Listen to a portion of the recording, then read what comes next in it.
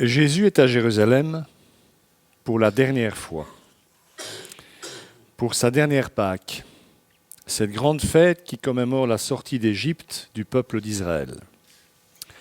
Il est dans le parvis du temple de Jérusalem et comme d'habitude, il y est pour faire une chose très simple, à savoir enseigner, répondre aux questions qu'on lui pose.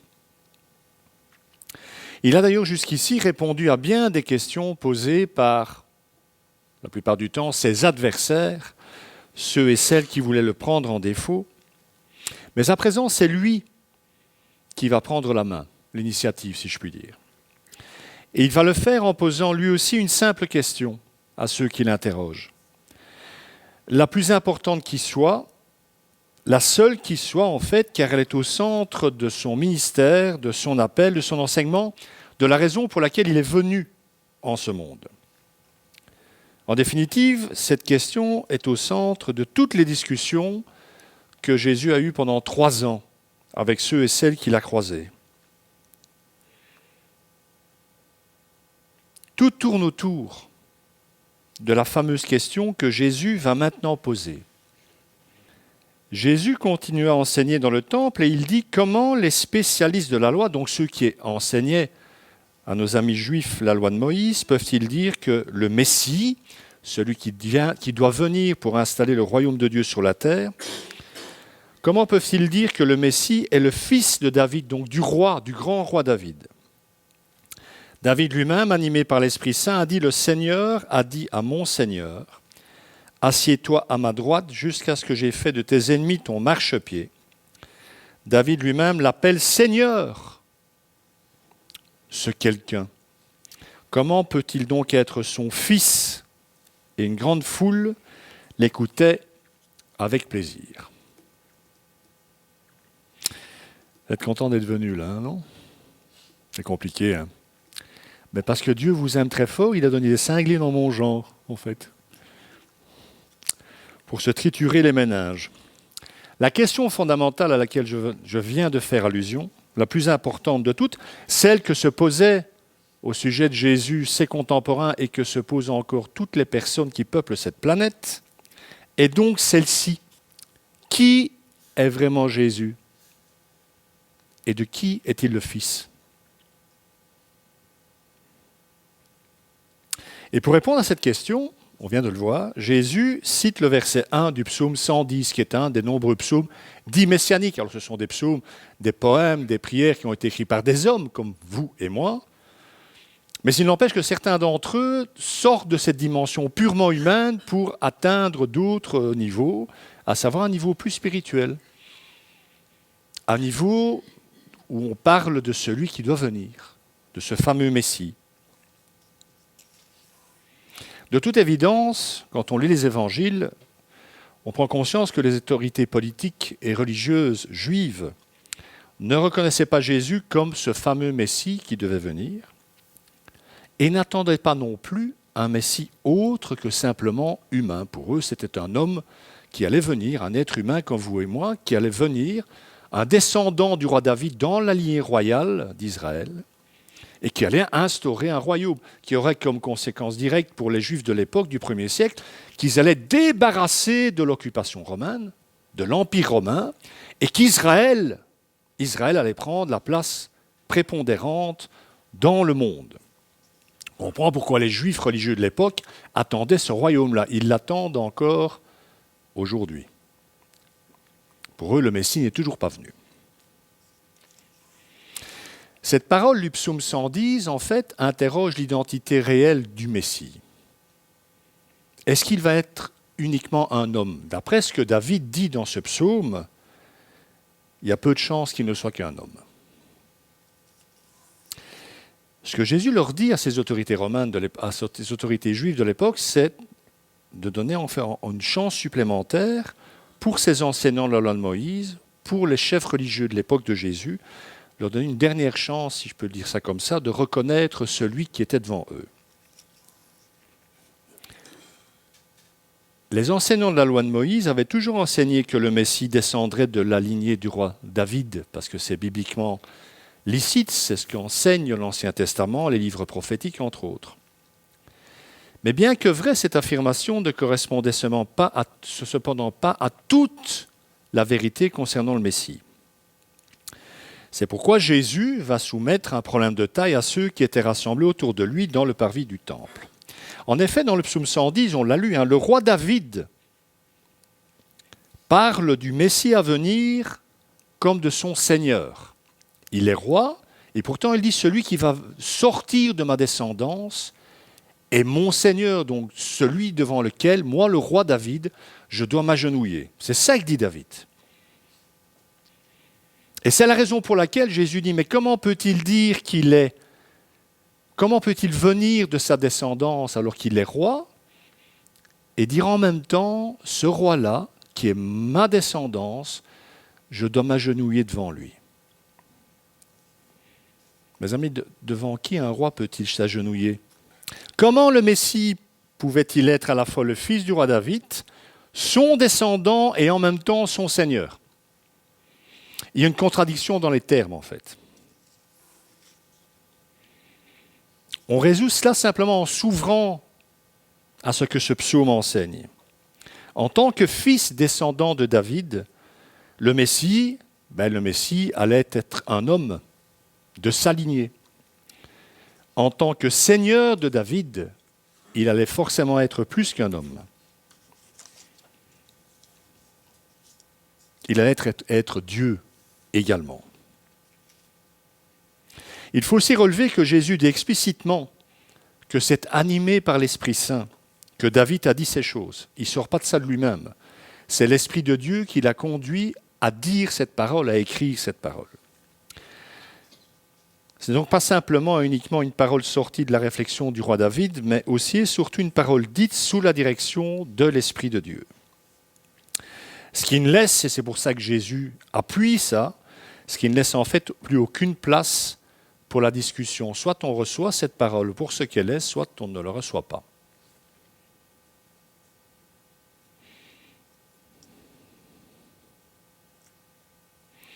Mais Jésus va aller un peu plus loin. Comment les spécialistes de la loi, donc ceux qui enseignent la loi de Dieu au peuple, peuvent-ils dire que le Messie est le fils de David? Moi, c'est sans jugement de ma part sur les enseignants de la loi du 1er siècle, mais c'est quand même, et ça doit nous dire quelque chose à nous aussi quand on lit les textes bibliques, quand on essaye de comprendre les textes bibliques. Par rapport à tout ce que je viens déjà d'essayer de dire, comment est-il possible que des gens qui passaient leur vie dans les Écritures, à essayer de les comprendre et de les enseigner aux autres, comment se fait-il qu'ils n'aient pas compris ça, qu'ils n'aient pas fait le lien, qu'ils ne se soient pas dit, mais qui est ce gars dont parle le psaume 110, qui est à la fois un descendant de David et qui sera aussi son Seigneur? Ils auraient dû commencer un peu à s'ouvrir à la difficulté de répondre à cette question. Comment se fait-il que durant de longues heures d'études, et croyez-moi, ils étudiaient, étude des textes, et de celui-ci en particulier, comment se fait-il que cette question ne leur soit pas venue avant même que Jésus ne leur la pose? C'est pour une simple et bonne raison, à ma connaissance en tout cas. Les enseignants de la loi de Moïse, excusez-moi, n'appliquaient tout simplement pas le psaume 110 que nous venons de lire au Messie. Pour eux, ça ne parlait pas du Messie. On a le même phénomène dans le texte, ça vient maintenant, d'Ésaïe 53, où on nous décrit vraiment les souffrances de Jésus sur la croix, 600 ans avant qu'elles se passent. À l'heure actuelle encore, les rabbins n'enseignent pas ce texte comme parlant du Messie souffrant, pas du tout. C'est intéressant de voir comment on peut déplacer l'exégèse du texte quand même. Mais bon, c'est sans jugement, encore une fois. On ne trouve que ce qu'on cherche. Quand on ne cherche pas quelque chose, on ne risque pas de le trouver. Pourtant, je l'ai dit, sur les 150 psaumes qui constituent le psautier, il y en a 16 qui parlent du Messie quand même, c'est pas mal. Vous les aurez dans les notes si vous voulez aller les lire. Je les ai mis en bas de page. Ce qui signifie que potentiellement, les enseignants juifs auraient pu discerner, dans ce verset clé du psaume 110, une allusion claire à la venue du Messie. Ils auraient dû se poser simplement une simple question. De qui parle ce verset du psaume 110 ? Et c'est assez terrible de se dire que quand Jésus pose cette question, ils ont la réponse à cette question devant eux, en chair et en os. Le qui est devant eux, en train de leur poser cette question. Alors, encore une fois, c'est sans jugement sur nos amis juifs, parce que je ne suis pas certain que si j'avais été juif dans la cour du temple à l'époque, j'aurais capté que ce rabbin galiléen qui ne ressemblait pas à grand-chose, qui n'était pas issu de la grande famille sacerdotale, qui n'avait même pas une maison pour poser sa tête, qui était suivi par des femmes en plus, des femmes disciples, quelle horreur, pour l'époque j'entends. Je ne suis pas sûr que j'aurais fait tilt, non plus.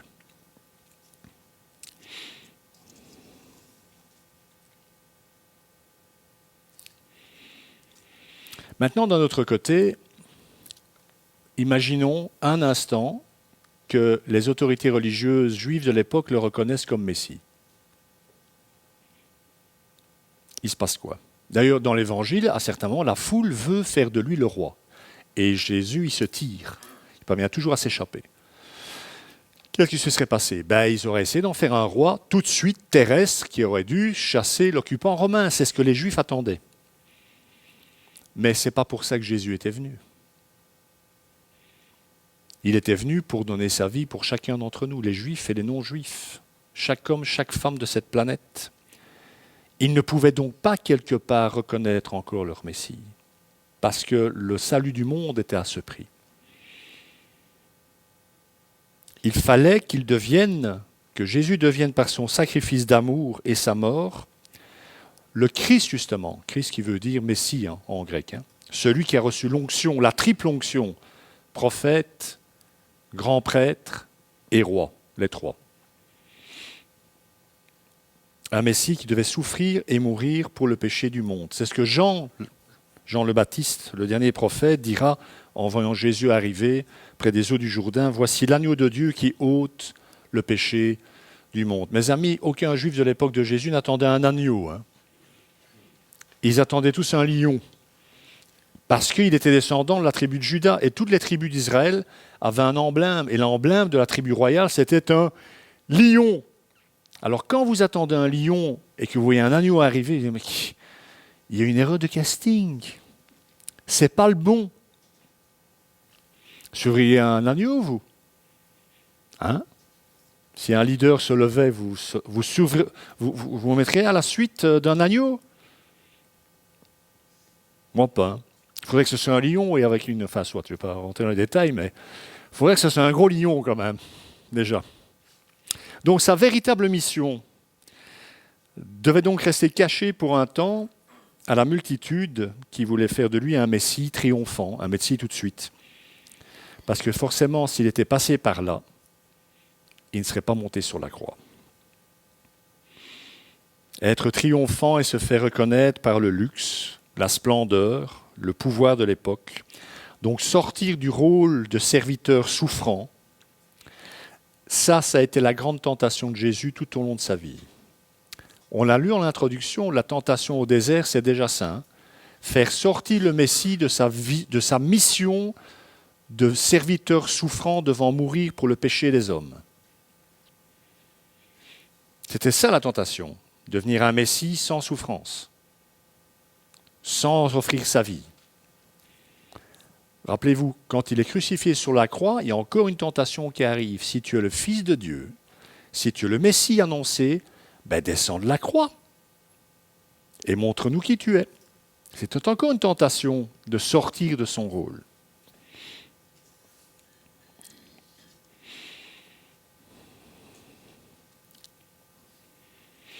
Le Messie sera donc, une fois le royaume venu, là on va vraiment se rendre, il doit revenir Jésus, pour ceux qui ne seraient pas encore au courant, c'est le scoop de l'année, de ce carême 2025, c'est que Jésus revient. Il ne reviendra plus comme un agneau, là, non, ça c'est terminé, vous oubliez. Il reviendra triomphant en roi, Messie, justement. Ça se passera bien quand même, les enfants. Il doit revenir. Et une fois le royaume venu, il sera effectivement le roi du roi David. Et David, comme chacun d'entre nous, pliera de genoux et rendra hommage à son roi, au Messie. Alors il y a encore peut-être une petite chose que, entre autres, Marc, dans son évangile, aurait pu vouloir mettre en avant. C'est qu'il était en effet courant que les enseignants juifs relient les versets d'un passage à un mot-clé. Ils repéraient souvent dans les passages bibliques un mot qu'ils considéraient comme central pour la compréhension du texte. Et dans notre psaume 110, ce mot-clé pourrait être le mot, justement, Seigneur.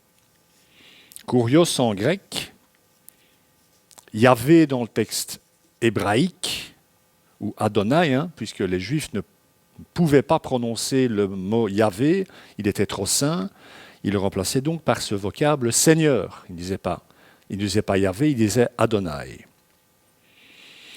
Marc, en tant que bon juif, parce qu'il était juif, celui qui a écrit l'évangile de Marc pouvait très bien avoir à son esprit, en relatant cet épisode entre Jésus et les responsables du temple, il pouvait avoir la première profession de la foi juive, le Shema Yisraël, parce que ce terme Adonai, Yahvé, y apparaît. Écoute, ô Israël, l'Éternel ton Dieu est le seul éternel. Shema Yisraël, Adonai, Eloheinu, Adonai Echad. Quelle belle langue, quand même. C'est magnifique. Habituez-vous, parce que dans le royaume, on parlera hébreu. Donc l'anglais, vous oubliez, l'italien... Non, ce sera hébreu. Il faut bien que les pasteurs qui scoltinent de l'hébreu ne soient pas coltinés une langue morte, pareil, aussi compliquée, pour qu'on ne parle pas hébreu dans le royaume. Je serais vraiment déçu. Sauf les Anglais, parce qu'ils n'apprendront jamais une langue étrangère. Voilà, comme ça vous savez. Donc le Messie est là, je l'ai dit, dans la cour de ce qui devrait être son temple.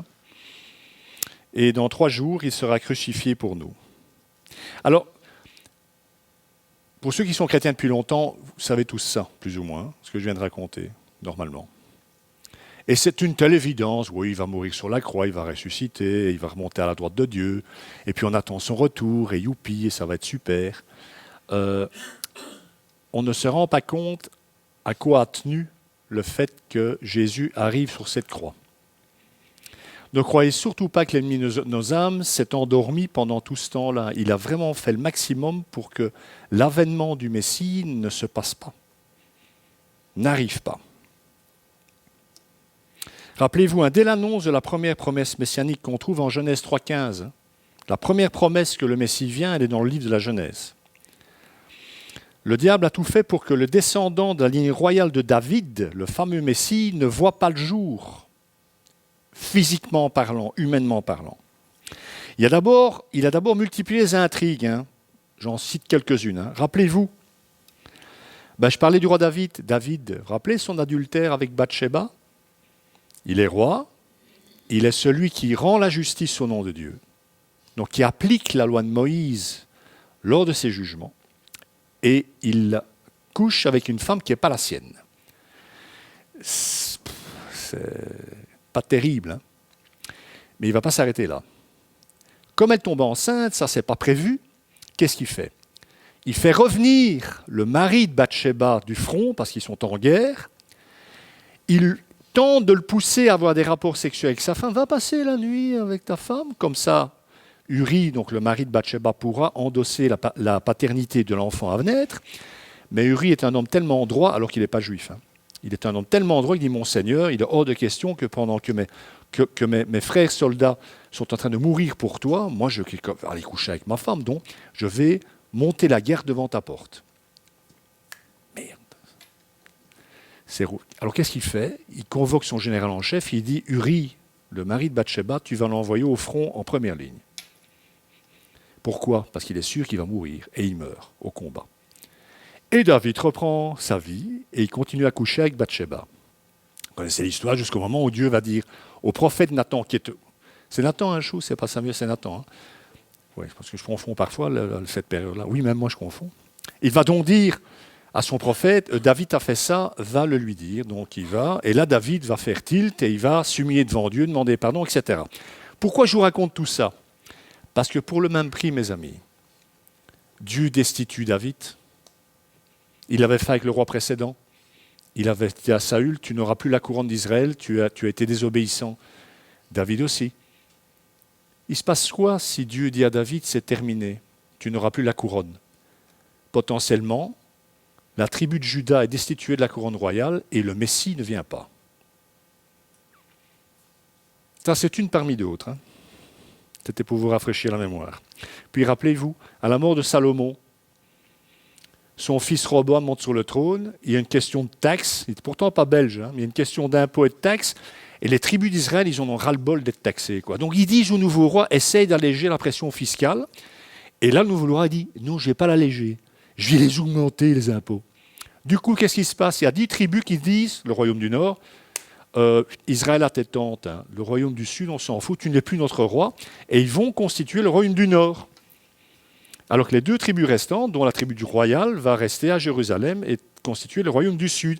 Il y a donc un schisme.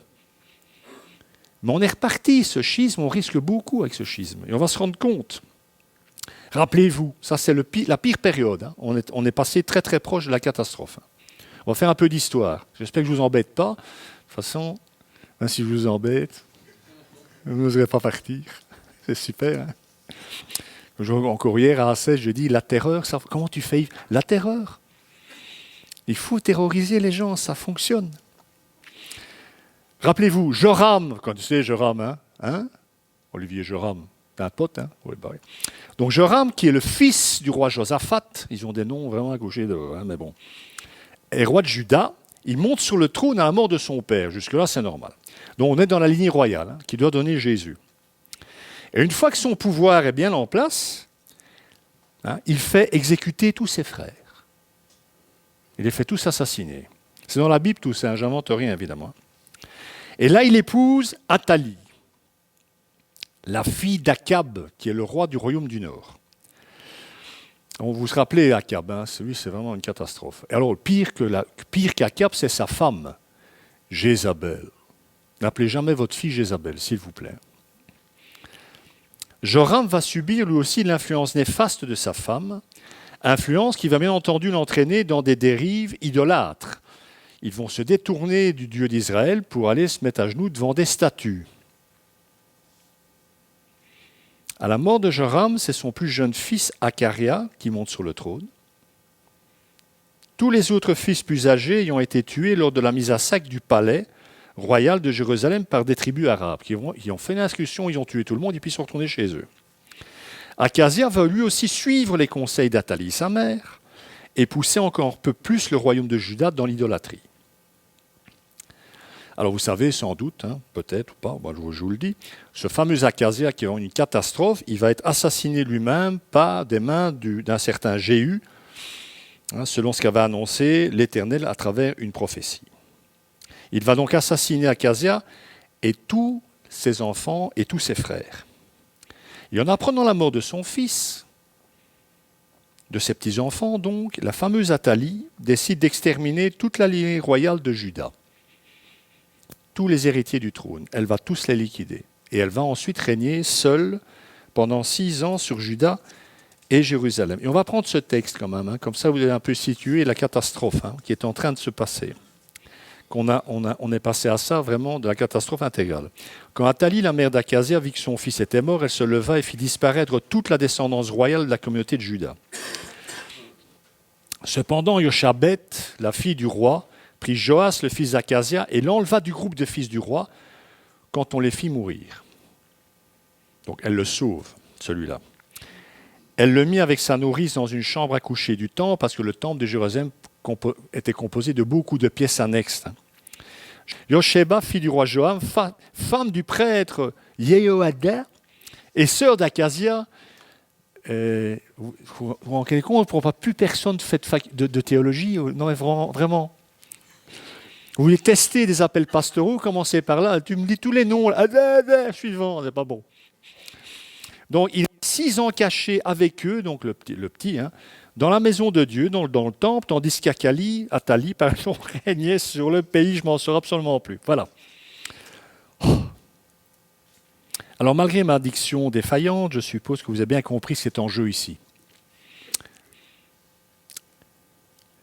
Si Yosheba n'avait pas sauvé son neveu, Joas, alors âgé d'1 an, des griffes de sa grand-mère, Athalie, c'en était fini de la dynastie royale de Juda. Et c'en était fini de l'espérance de voir arriver le Messie. Jamais la lignée royale ne fut plus en danger qu'à cette époque. Heureusement que la providence divine veillait. Alors, un autre détail qui n'en est pas un, c'est que quand le gamin aura 6-7 ans, il y aura une révolte à Jérusalem, ils vont tuer Athalie, et Joas, le petit bonhomme, il va monter sur le trône de Juda. Mais le symbole est fort quand même, me semble-t-il. Le petit Joas va habiter pendant des années la maison de Dieu. Il va être caché à Athalie pour sa sécurité, mais il va habiter pendant plusieurs années la maison de Dieu. Et il va être élevé et enseigné par le grand prêtre de l'époque.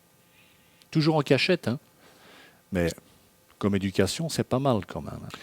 Si je vous ai dit tout ça, mes amis, c'est qu'au-delà des certitudes que nous avons aujourd'hui, des milliers d'années plus tard, Dieu a veillé sur la venue de son Messie. Dans les moindres détails de l'histoire. On n'a pas l'impression que comme Dieu est tout-puissant et tout, voilà, créateur, il n'en a pas grand-chose à faire de nos vies. C'est un être très occupé, il a autre chose à faire. Sa principale activité, c'est s'occuper de nos vies. C'est un père. Et c'est vraiment ce que nous disent tous ces textes. C'est que son fils devait venir. Et pour qu'il vienne, effectivement, il a agi dans tous les replis de l'histoire, dans la grande histoire avec un grand H et dans la petite histoire des hommes et des femmes communs comme vous et moi. Et il continue à faire comme ça. On peut tous témoigner qu'il travaille dans nos vies. On met parfois du temps à s'en rendre compte. Mais un jour à la fois, il y a des moments où on dit « Tiens, il est passé par là. » C'était lui à ce moment-là. S'il avait cédé une seule fois, Jésus, dans toutes les tentations qui ont été les siennes pour être un autre Messie que celui que son Père voulait, si Dieu ne s'était pas mêlé de l'histoire des hommes pour que son Messie arrive, le salut ne serait pas venu en ce monde dans la personne de Jésus et nous ne serions pas là en train de parler de la préparation à la fête de Pâques que nous célébrerons dans plus ou moins 40 jours, si ma mémoire est bonne. Que le Seigneur vous bénisse et qu'il bénisse sa parole.